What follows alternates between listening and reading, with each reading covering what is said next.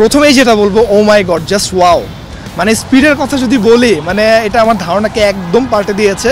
প্রথম কথাই হচ্ছে কসমেটিক গেটআপে এটার চেঞ্জটা আছে, তারপরে হচ্ছে এটার যে ইঞ্জিনটা, এটার যে সামনে পিছনে টায়ারটা, ডুয়েল চ্যানেল এবিএস প্লাস হচ্ছে হলো গিয়ে এসও সুজুকি অয়েল কুলিং যে সিস্টেমটা সেটা ব্যবহার করেছে। সো সব মিলে আমার কাছে খুবই ভালো লেগেছে।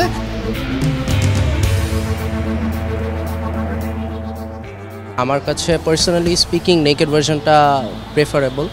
আমার কাছে নেকেড ভার্সনটা মনে হয়েছে ওইটার কন্ট্রোলটা স্লাইটলি বেটার।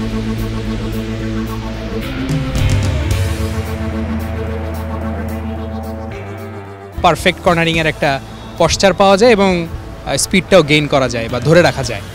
সো আমার কাছে মনে হচ্ছে 250 সিসি অনুসারে একটু কন্ট্রোলিংটা, রাইডিং স্কিলটা যদি একটু ডেভেলপ করে চালানো যায়, আলহামদুলিল্লাহ এটাতে কন্টিনিউ করা সম্ভব সিটিতে এবং হাইওয়েতে দুটোতেই।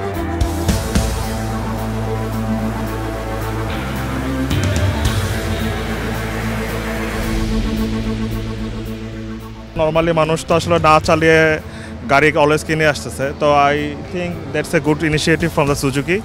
আর আমি বরাবরই সুজুকি লাভার, তো আমি টেস্ট ড্রাইভ দিলাম আর অলরেডি একটা বুকিংও দিছি। ইঞ্জিনের পার্টসগুলো দেখলাম, সো আমার কাছে ওভারঅল ভালোই লাগছে। সো হোপফুলি, আমি কনফিউজ ছিলাম যে এসএফ নাকি হচ্ছে নেকেডটা নিব। সো আমার কাছে মনে হয়েছে নেকেডটাতেই একটু ভালো মনে হয়েছে।